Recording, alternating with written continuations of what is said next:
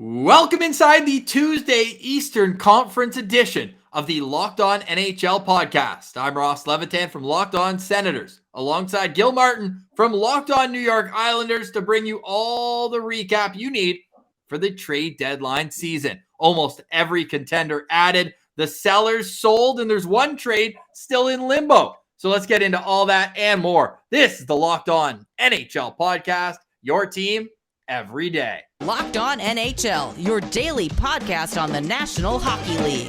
Part of the Locked On Podcast Network, your team every day.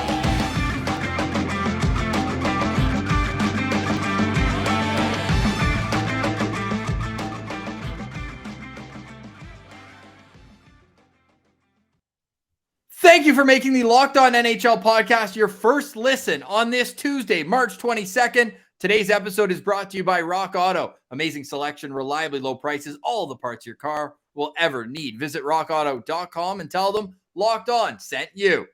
I'm Ross Levitan alongside Gil Martin. Gil, how was that trade deadline, buddy? Do you enjoy all the activity? I enjoyed all the activity. My team sat it out more or less, but I thought they would be sellers. I thought there were some players on expiring contracts that the Islanders would be looking to move. They did not do that. In fact, they re-signed two of them to extensions in Cal Clutterbuck and Zach Parise. So they'll be back on the island next year. But overall, the teams that were contenders, as you said, they were buying eagerly, and the teams that were out of contention, with the exception of my Islanders, were selling. And never a dull moment. We have one trade that's still in limbo. Well, let's start with that because, wow. And it's a part of where I have my expertise, the Ottawa Senators, who signed Dadonov to that 3-year contract where he ends up getting traded about July 28th, if I'm not mistaken. And there's a clause in his contract saying his no-trade list has to be in by July 1st. So the Vegas Golden Knights tried trading Evgenii Dadonov at the deadline with a second-round pick as a sweetener to the Anaheim Ducks to take on dead money back in Ryan Kesler. And what ends up happening here is Dadonov had Anaheim on his no-trade list. Now, first and foremost, and I tweeted this out at Ross Levitan, who has Anaheim on their 10-team no-trade list? You can't think of 10 places you wouldn't rather play, but then it gets even more insane where they need this move for cap flexibility or else Vegas is in trouble. Where do you think the fallout of this is going to be? Will Dadonov end up being an Anaheim Duck? I think comes to shove, but what a mess. I mean, what an absolute mess. And, unfortunately, I think it makes everybody look bad when you break it all down. Nobody comes out of this looking good. Yep. And that's the Ottawa Senators, for who apparently did not mention on the trade call who was on the no trade list. But I'd actually absolve Ottawa from anything and call it a homer or whatever. I don't really care. They've got enough things you can blame them for. But it's not like Dadonov was a Vegas Golden Knight for 2 days or 3 days. You don't think a team with that many analytics professionals, that many GM, assistant GM, nobody looked on Cap Friendly? It was right there that he had a 10-team no-trade clause. I know, and that's not an NHL thing. That's just public forum. But they thought when he was traded that his no-trade clause dissolved. That used to be the case. But in the new CBA, it's no longer the case where once you're traded, your no-trade clause is gone. You still keep it. So They should have known that he had a no-trade clause. And it doesn't look good on his agent either because Dadonov's name had been in rumors for weeks, if not months. You don't think he would talk to Vegas and be like, hey, I'm going to help you try to facilitate a trade that works out for my client as well. It smells bad on all sides. And to be now 27 hours after the deadline and not knowing if a trade went through, it's just a tough look. Yeah, and you would have to figure his agent at the very least would be reminding Vegas, hey, you can't send him to these places. This is his list. Lack of communication, just lack of a lot of things going on with this deal, and now there's egg on everybody's face, and the league is going to have to figure out a way to settle this because, like you said, the cap ramifications make it a very difficult situation if this deal does not go through. I have no idea what's next, but it will be fascinating regardless, because talk about a tough place for Evgenii Dadonov. He's either going somewhere where he earned in his contract to say he didn't want to go, or he stays with a team who tried to give away an asset to get rid of him. So it's just a real tough spot. And I hope, hey, Evgenii Dadonov, to Sens fans, he's the guy who mounted the comeback when they were down 5-1 to the Toronto Maple Leafs. Late in the second period, he scores 2 goals, including the breakaway winner in overtime. So he's got a special place in my heart for that. But at this stage of the game, his offensive production has fallen off, and it might come down to him wanting to be in a playoff race and staying with Vegas for that. But then that causes a whole mountain of issues for Vegas. But the boys on the Western Conference show will discuss that, because right now they have a $9.5 million player in Mark Stone who's on the long-term injured reserve, and there ain't no way he's getting off of that unless Evgenii Dadonov's money is off the books or a miracle could happen, which, I mean, talk about miracles. They've already used up one going to the final in their first ever year. Or they could pull a Tampa Bay Lightning and wait to the playoffs to activate him, and then it doesn't count. Oh, the heartbreak just kills me, because Vegas seems like things are going right. But it also brings up an interesting point where I just don't think Vegas has treated their players very well, from Marc-Andre Fleury to guys who have been a part of it, and they're just sent packing like they're nothing more than an asset. But again, the boys on the Locked On NHL Thursday edition with Chris Maselli with the Western Conference, they'll talk about that. But the East, man, the arms race in the East is unbelievable. If you were betting right now after the trade deadline, who's your favorite to come out of the Eastern Conference? That is a good question. I'd have to go with the Florida Panthers right now, I think. And I think, Florida and Tampa Bay to me are like 1 and 2. And since when is Florida the capital of the Eastern Conference for the NHL? And how about Giroux only wanting to go to Florida? When's the last time the Panthers were the only team that a player would waive his no trade clause to go to? And that's including Colorado was interested. Seems like they're the class of the NHL over the past 3 years. And imagine telling Joe Sakic, hey, I'm good. I'm actually going to go somewhere else. Like, it's wild to me, but that speaks to what Florida has been building. And now he gets to play on a line with Alex Barkov. That automatically vaults to me as a top 5 line in the Eastern Conference, with Carter Verhaeghe, a come out of nowhere type player, but he's also pretty skilled. And then on the power play, you mix in Huberdeau there, Sam Reinhart. Hopefully Aaron Ekblad's injury isn't too serious, but they're getting great goaltending from Sergei Bobrovsky. And now, even with him out for a little while, now Spencer Knight is starting to pick up his game. He was slow out of the gate. So this is a team, I'm with you. They are firing on all cylinders. You like them out of the East over Tampa? I do. The only reason I hesitate on that is Vasilevsky is that good, and he has a proven track record in the playoffs. The only thing that sort of makes me hesitate on Tampa Bay, going to the Stanley Cup final and winning it in back-to-back years does take a toll on your team physically. And so I wonder whether or not, when push comes to shove, you get to the Eastern Conference final, let's say, and maybe it's a little difficult for this team to find that last little bit of reserve that they need after everything they've been through over the last couple of years.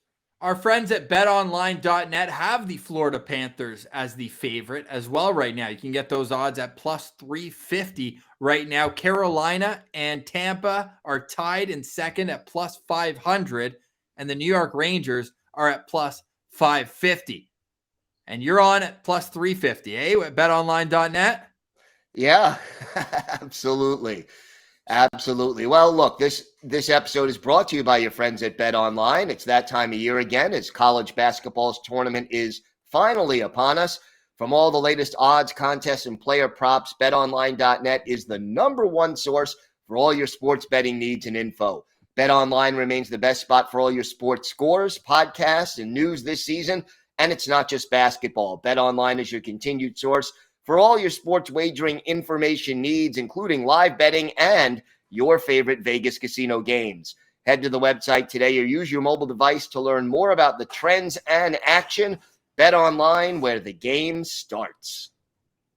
All right, Gil. So you've got the Florida Panthers as the class of the Eastern Conference. They add Claude Giroux. They add Ben Sherrod, and they're stocking up to go for it. They don't have a first-round pick until 2025.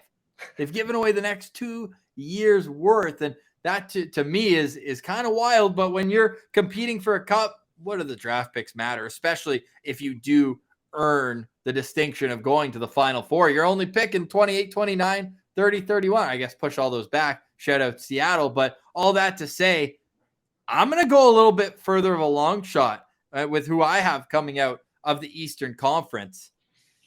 And I don't know why. I just have this feeling that the New York Rangers are going to not only get the goaltending that they have right now, but I love the addition of Andrew Kopp right now from Winnipeg. I think that it's interesting to see what's going to happen beyond this year. He's a restricted free agent. He's got offensive numbers that will do him well in negotiations. But I look at what they gave up for him, and yeah, if they make it to the conference final, it becomes a first-round pick, and if Kopp plays in half the games.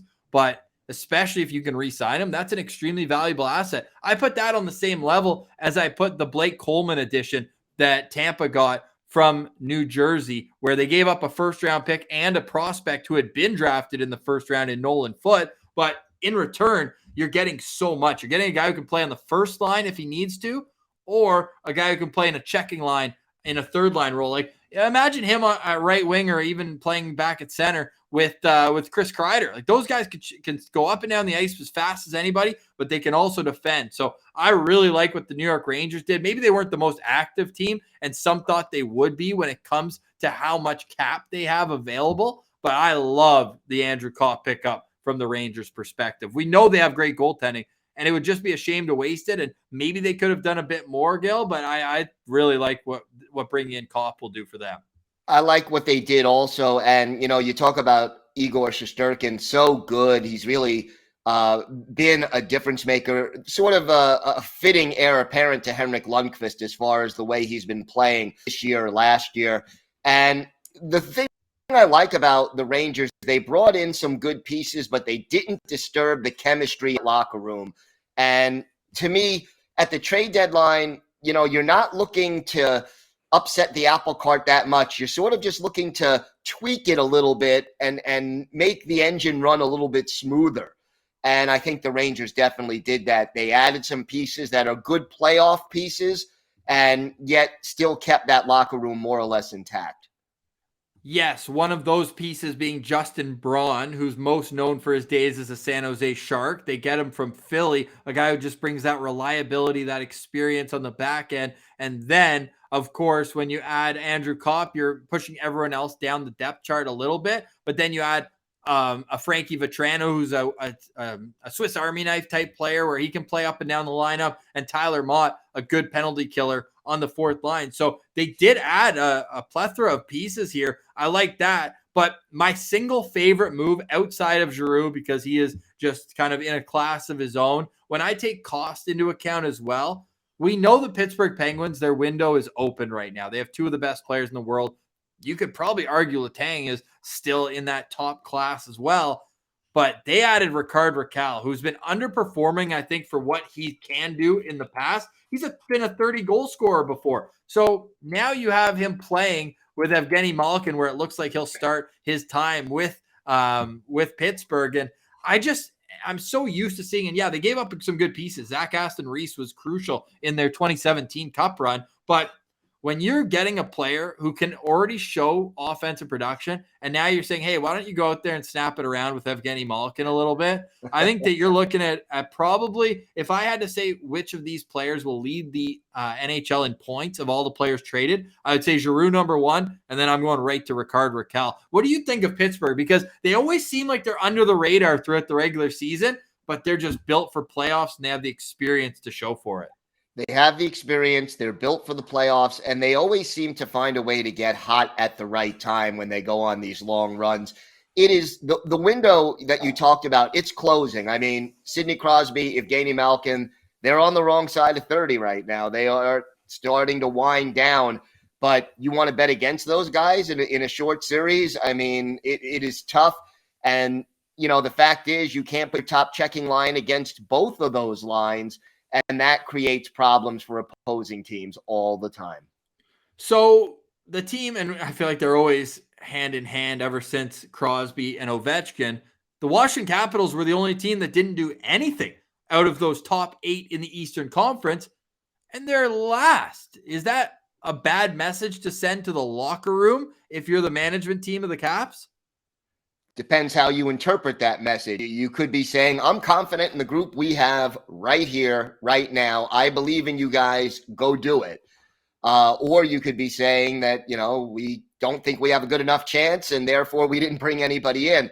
So part of it is going to be how you sell this lack of action to your locker room. The Capitals are hot and cold. That 1 minute they look like they could beat anybody in the league and they're hard to stop. And the next minute they'll go through a stretch of 5 games where they'll go 1-2 and 2 or something like that. It's hard to count them out, but I still think they rely a little bit too much on the grade 8. In my mind, there's a reason why they're having that last playoff spot right now in the Eastern Conference. They're dangerous, but I would not put them up at the top of the teams that I think are going to win in the East.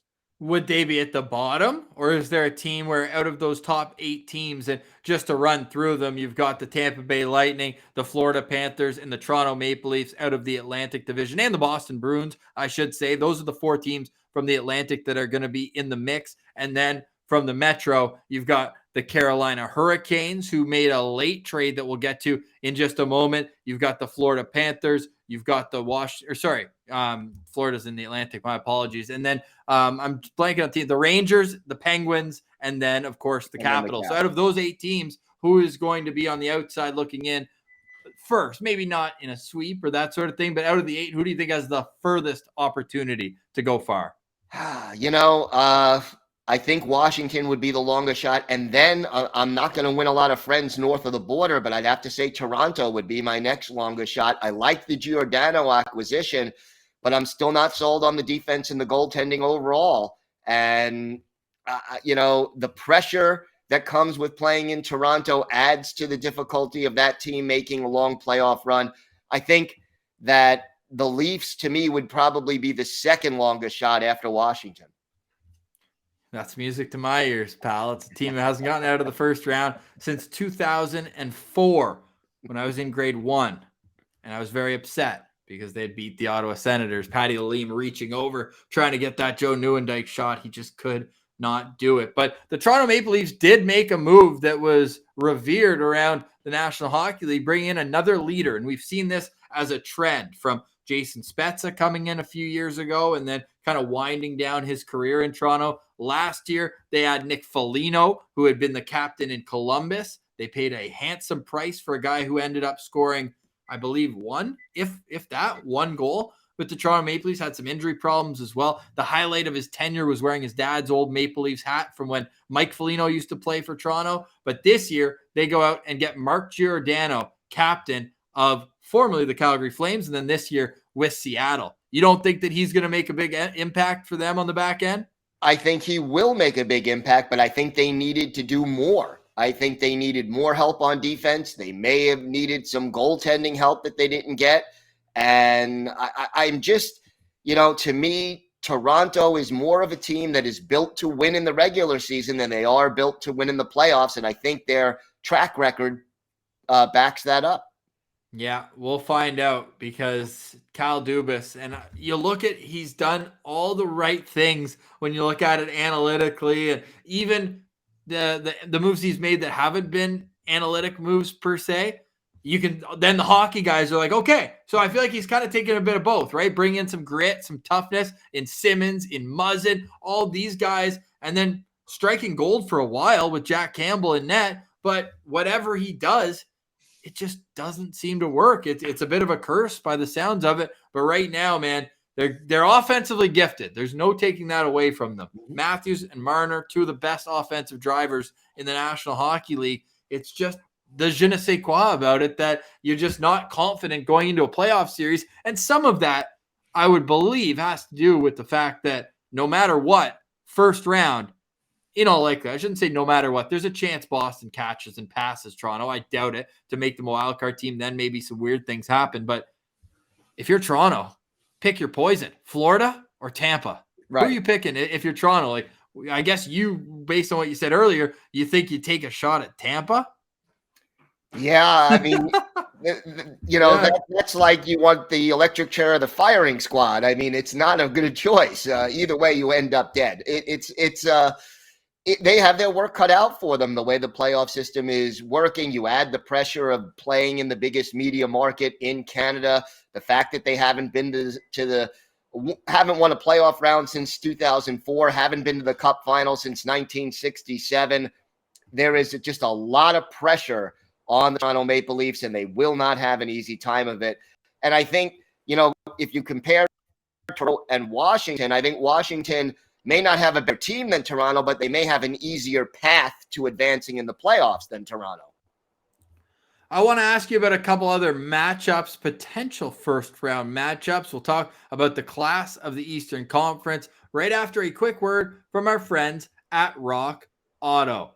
This episode is brought to you by Rock Auto. With the ever-increasing numbers of makes and models, it's now impossible for your local chain to have all the stock parts you need. So basically, they're just going to look at a computer and order only the brands that their warehouse plans to carry.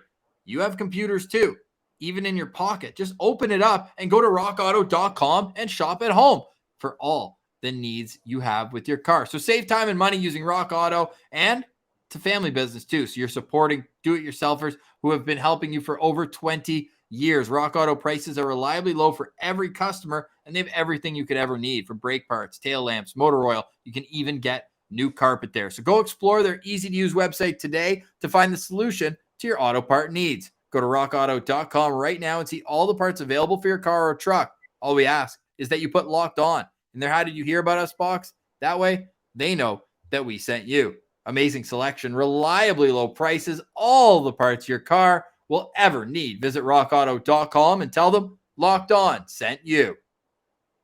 All right, Gil. So the playoffs, if they started today, you would have the Carolina Hurricanes taking on the Washington Capitals. You would have the Rangers going up against the Pittsburgh Penguins. You would have the Florida Panthers and the Boston Bruins going head-to-head, and you'd have the Tampa Bay Lightning hosting the Toronto Maple Leafs. Of those four series, which one is must-watch TV? Are you going to be sitting down for every single one?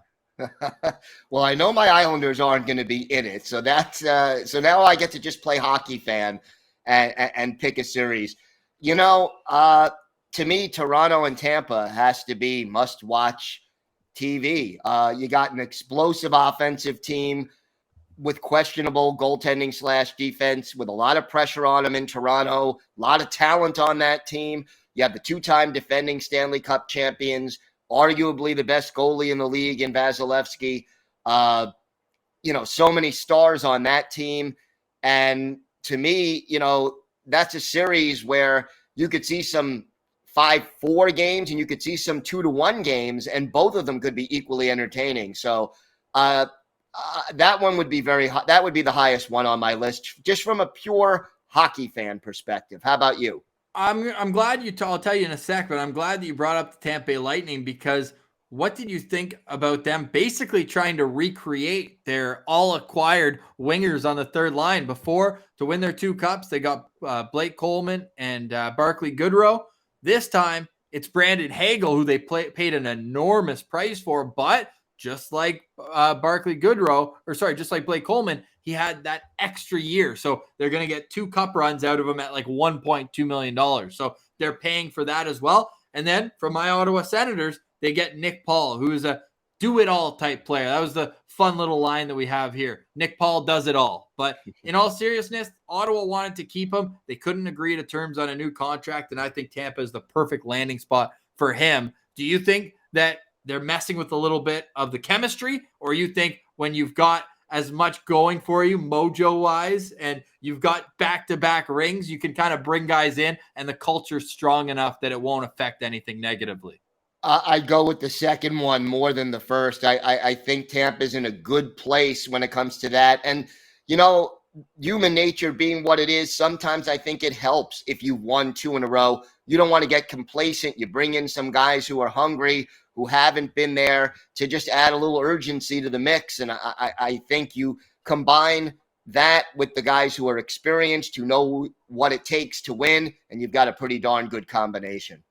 Yeah, I agree with you there. I'm just seeing now, and pardon me, Washington Capitals fans, I forgot you reacquired Marcus Johansson. Plan the parade, please, please, please. I'm gonna say that for me, it's the Boston Bruins and Florida Panthers because yeah, everyone's gonna expect Florida to just jump and run all over them, but the Boston Bruins just have that experience. And if there's one guy who I think could shut down Barkov and Giroux in a series, it's probably Marchand and Bergeron going head to head. And with those two guys, that G is such a competitive guy, and I think Marchand and him could go head to head, much like we saw Giroux and Crosby back in the day when they had those playoff battles between Philly and Pittsburgh. So I'm really intrigued by that matchup because I think Boston is that underrated, but at the same time, are they going to get the goaltending? And that's kind of the question mark there. Whereas I think if you're Florida, you're feeling pretty good at what's going on in the pipes. But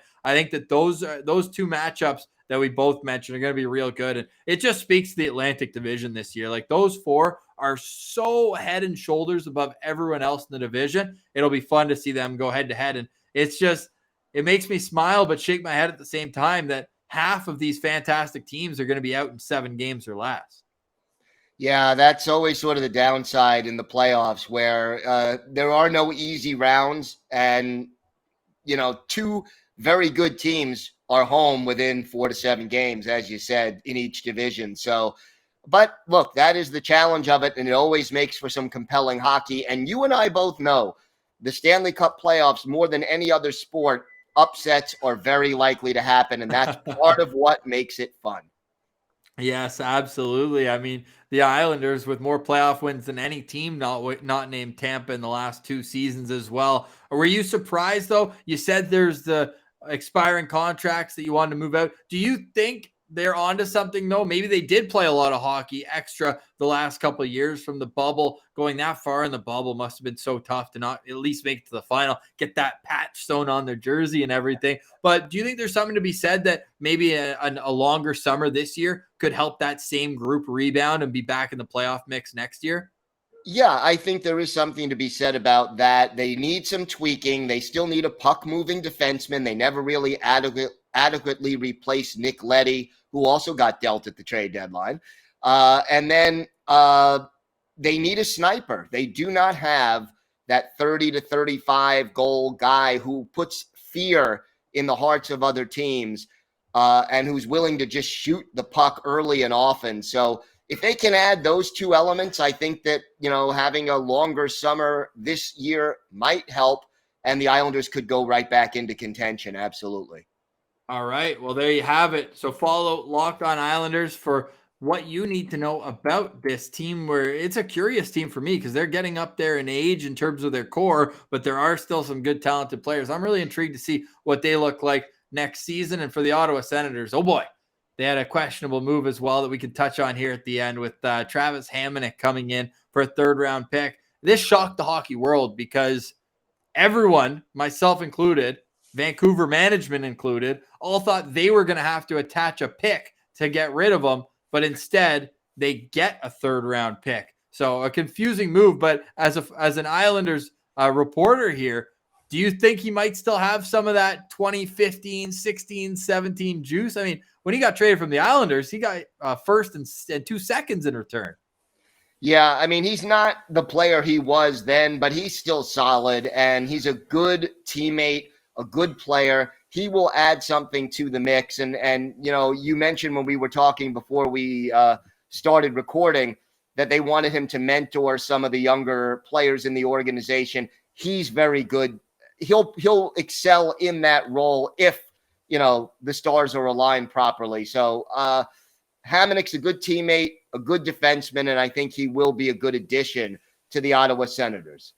All right. Well, you can follow at Send Central and see it's a verbal meme. The guy walking into a room that's just on fire and he's got the pizza and he just turns around. He's like, uh-oh. That's what it's like to be following the Ottawa Senators right now and over the last 5 seasons. But it's always fun chatting with you, Gil, and discussing here the trade deadline. Make sure that your second listen of the day is another Locked On NHL podcast. As we mentioned, Gil's got the Locked On Islanders. I've got Locked On Senators. And that's the beauty of this show and this network, is that we have local experts on the biggest stories. And days like trade deadline is where it really shows. All the Locked On Nows coming in, getting immediate reaction from that. So that was a lot of fun, to be a part of yesterday. It was a lot of fun and exciting. And even though my team didn't do a heck of a lot, it was just great to watch everybody scrambling and covering all of these events as they were happening. And I was very proud of the way everybody handled it.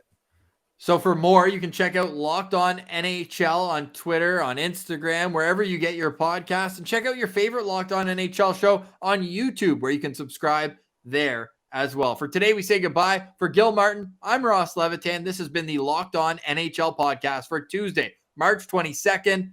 It's the Locked On Network, where we've got your team every day.